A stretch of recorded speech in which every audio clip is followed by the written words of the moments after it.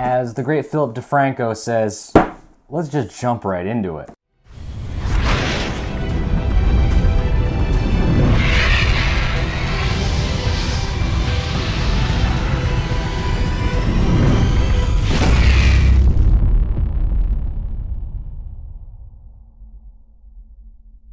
Hello my fellow Nerd Knights, and welcome to Classically Trained Nerds Book Devour.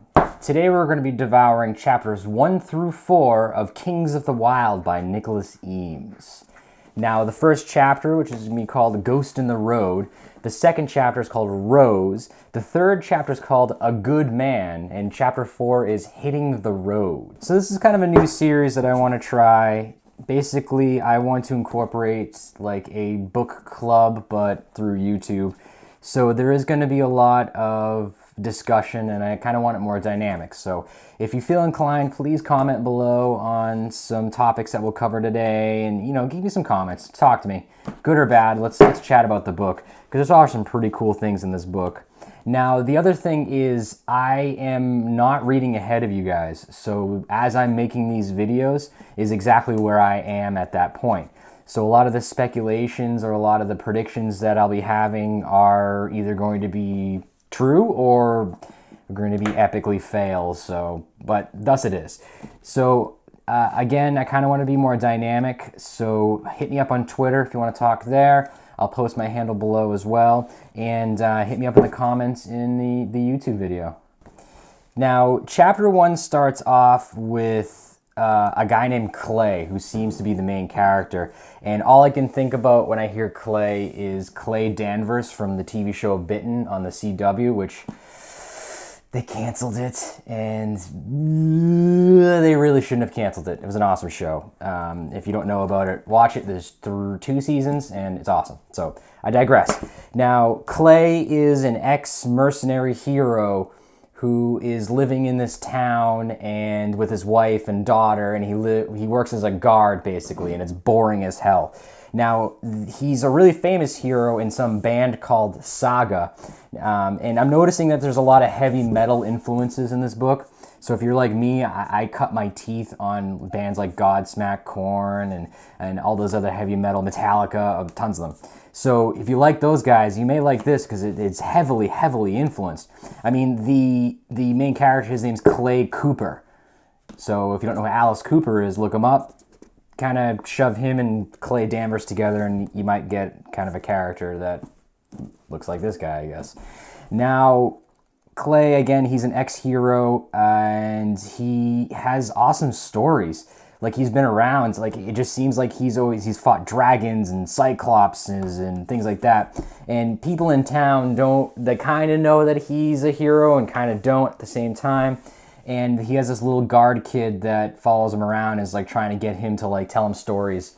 So, the book starts off with Clay getting done with guard duty.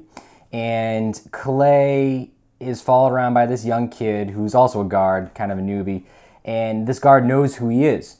So they end up going to a bar, and this young kid is trying to get Clay to tell his friends basically, some old war stories about, killing cyclopses and dragons and all these, ogres and like bands of wolves. And I mean, there's some crazy stuff. But Clay kind of gets very reserved. He has almost some PTSD, I'm sensing, from a lot of these issues from the past. I mean, from some of the stories that he's mentioned, the author has kind of put in there that, Clay's been around. I mean, he's almost killed a couple times. He's got war wounds and a limp and blah, blah, blah, blah. Now, so he finally gets fed up with it, so he leaves. As he's walking home, he's starting to remember a lot of things. He's getting all reminiscent, and as he approaches his door, he sees a hobo pretty much chilling out on his front steps. So he looks at the hobo, and he realizes the hobo is actually his old band mercenary leader. And this guy's name's Gabriel.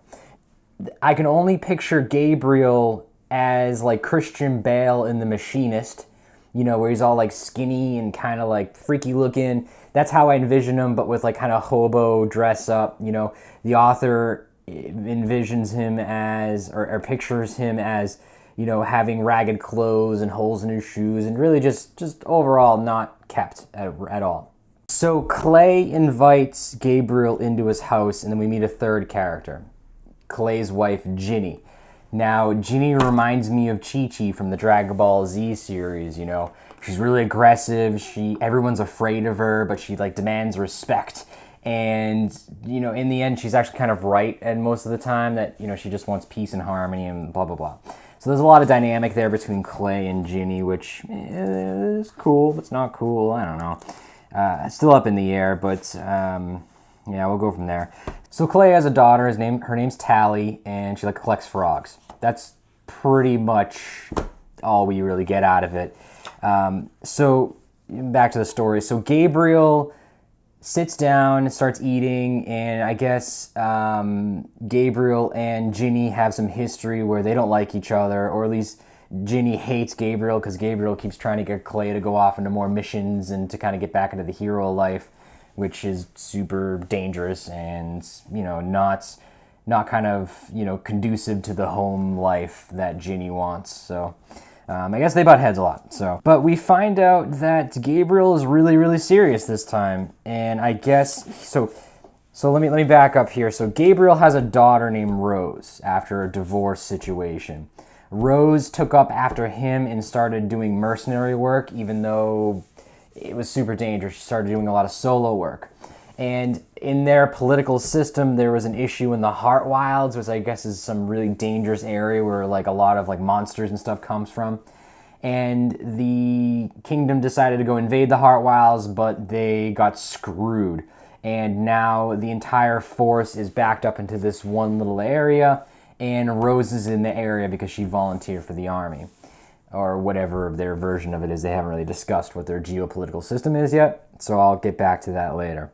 Now, Rose is Gabriel's daughter, and she's in trouble, so Gabriel does the only thing he knows to do is gets his band back together, hence the boys are back in town. So he pleads with Clay. Clay basically tells him no, and Gabriel's all sad, and then they have this little heart moment where, Clay really knows that Gabriel's actually serious about it. So later on, Clay and his daughter have a bedtime story, but I guess his daughter actually heard the whole thing, and her daughter was just like, why don't you go? And if it was me, you'd go, and blah, blah, blah. There's a lot of heart moments, kind of.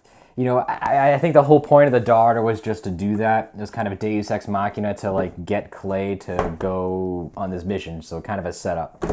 So Clay and Gabriel start going, apparently. So Clay finds Gabriel in some barn somewhere, and they basically feed him and reclothe him because, again, he's all in mucky clothes, and he's dirty, and he smells funny. So they're ready to go. One really cool thing that I found awesome was that Clay's shield is made from the dead body of a Trent, which is a tree folk. Think one of the Ents from Lord of the Rings. Kind of like that, but way more eviler. More evil, double evil, extra evil. A little extra evil on there. And yeah, that is the dead body of a Trent king. I thought that was badass. Chapter 4, which is the last chapter we'll be discussing in this kind of chunk here. It starts off with Clay and Gabriel starting down the road, and Clay's not really talking, and Gabriel starts trying to break the ice, and there's a lot of animosity, I think, that are hidden between these two characters. And they stumble on to this ruined house, and they both know what this house is, and apparently it's Clay's childhood house. So there's kind of this half flashback scene here in which Clay's dad apparently was abusive to his mom, and in response of his mom yelling at his dad and all this weird other dynamic that happens, Clay goes on a foresting mission with his dad in which Clay chops down his first tree as a young child. And where this tree fell is apparently where he buried his mom. So we don't know exactly what happened to his mom. I am suspecting that his dad tried to kill him which is really sad, and it definitely kind of goes with some of the PTSD symptoms that Clay is having right now, kind of in between the book. And, you know, the author mentions that, you know, Clay's mom didn't have like a headstone where she was buried. It just had fallen tree that Clay chopped down when he was a younger kid, was a word that says, or a saying that just says, "be kind," carved into it. So really interested to see how that plays out in the dynamic of this. You know, it definitely is all character development, which is awesome. I think they're starting off really, really well with Clay as far as, you know, some of his motives and some of his feelings. Now, one of the cool things about this is they do mention a lot of past history of like some of the enemies that he's fought, and I really think they in themselves would be awesome books. So I would hope that Nicholas Ames kind of puts out like a series of short stories or something like that, describing the events of some of these evil villains that they've killed. I think that would be awesome. I would totally read it. So just to kind of get an idea on a quote on page 17, just of what the hell they have going towards them. He says, he left the rest unsaid, that even if they managed to reach Castia, which is where Rose is, somehow invaded the encircling horde and made it into the city itself, there was every chance in the world that Rose was already dead. So like I said, there's a lot of a lot of hints pointing towards Rose being already killed. So might be some good emotional dynamic there. So it's kind of a slow start to the book, but there are 39 more chapters left, so I'm sure there's going to be a lot going on. Now, it looks like just from the cover alone, from some of the descriptions, there's a bunch of other bandmates that they have to go accumulate, and I'd be curious to see, you know, what they're doing now, you know, as far as where they're taking their life, and you know, how Clay and Gabriel convince them to come along in their little journey that they have. It seems like everyone's really moved on from the whole mercenary work, you know, and kind of what they're doing with their lives. So I think that's going to be a good majority of the book. I would say I'm guesstimating about a quarter of the book is them accumulating people, and the rest of it is going to be, you know, getting to the city where Rose is, and then the last part will just be rescuing her or her dying. I mean, this is a heavy metal book and shit happens. So we'll see. I believe they are going to put another one of these suckers, so we'll find out. Now, one of my speculations that I think, you know, chapter 5 is called Rock, Socks, and Sandwiches. I think that may be some witty banter between them. These chapters are all really short, so I'm not sure about that. We may expand it to 5 or 6 chapters at a time. I don't know. All right, guys, I know this was a little bit of a slow start. There are a lot of nuts and bolts to this new series that I'm hammering out, and I appreciate your patience. Now, like I said, this does require a lot of dynamics, so I would like to hear your thoughts on the first 4 chapters of Kings of the Wilds. Let me know either from Twitter, which again, I'll post my handle, and let me know in the comments, and we can talk about it. Now, the 15th of March will be the next episode, and we're discussing chapters 5 through 9. So again, if you're reading along with me, which is awesome, I would like to know that. Let me know if you are.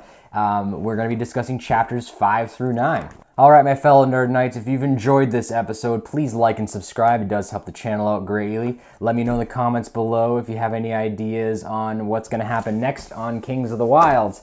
And as always, I hope you have a good morning, evening, or afternoon. And remember to embrace the nerd life.